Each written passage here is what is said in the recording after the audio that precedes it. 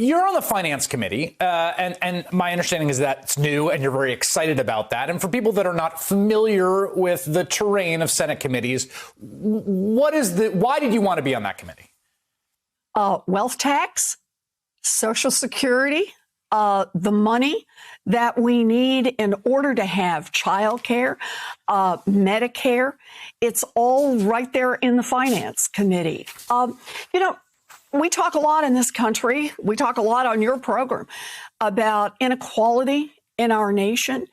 And much of that inequality has gone forward through things that come through the Finance Committee, like the huge tax cuts that went through at the beginning of the Trump administration.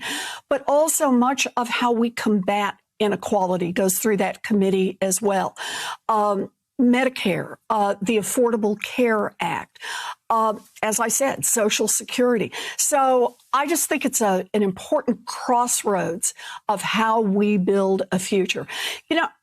For me, taxes are ultimately about our values. It's about who we say in this country needs to pay to help us build a future and what that looks like. And Finance Committee, good place to do that. I'm happy. So I have a question about that on the wealth tax. So I think there's a lot of really interesting literature behind the wealth tax, the one that you proposed during the primary. You've talked about introducing it as legislation. Here's my question for you. Do you think of it as a means of raising revenue or a means of attacking inequality and getting rid of certain perverse incentives, which is to say the following: if the deficit were totally balanced, if the government didn't need any more revenue, or if taxes weren't even necessary to fund the government in some alternate universe, would you still want the wealth tax? Yes. And let me explain why. The wealth tax is important in both parts. It's critical for raising revenue, and that revenue is critical for raising opportunity, because that's what this is really about. Right now, we live in an America that is so tilted toward the rich and the powerful. The top 0.1% are paying last year about 3.2% of their total wealth in taxes. The 99% paid about 7.2% of their total wealth. In other words, more than half. And when the top is not paying a fair share, that's how we end up as a nation that's not making an investment in universal childcare and universal pre-K. An America that's not making an investment in our young people who are trying to get an education, K-12 and post-high school, in technical school and 2-year college and 4-year college.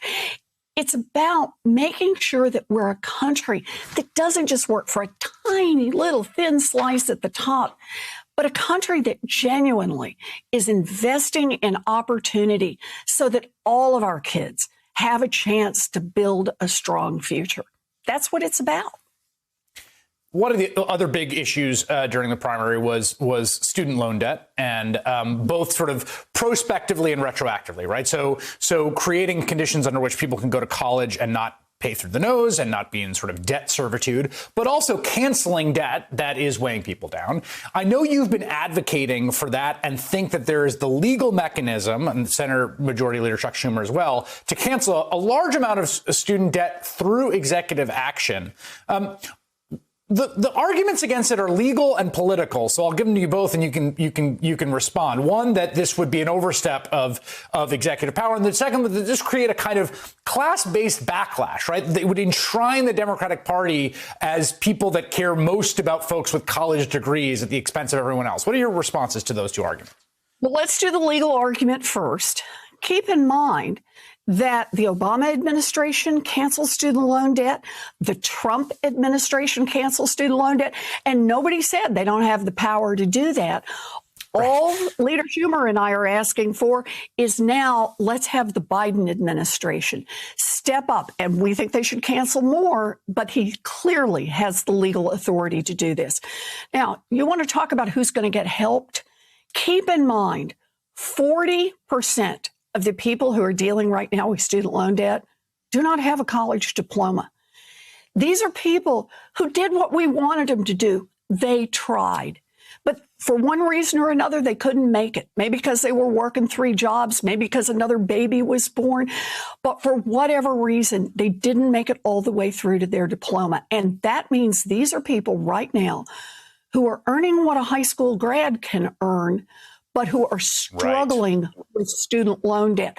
We cancel $50,000 worth of student loan debt. And what that will mean is that 85% of those who are struggling with student loan debt right now, about 40 million people, will see their student loan debt completely wiped out. And the rest will see a big hunk of it cut away. And here's the thing. That's not only good for the people who have student loan debt. In fact, it's life transformative for them. But it's good for everybody else who doesn't have student loan debt. And the reason for that is it helps boost the whole economy. We get more people buying homes. We get more people starting small businesses. That student loan debt is holding back our economy. This was true long before the pandemic came along. We get people shaken free from that student loan debt, and we have an economy that is stronger, more robust. Number one thing that President Biden can do right now for this economy, cancel $50,000 worth of student loan debt. The number one thing he can do for young people, cancel student loan debt.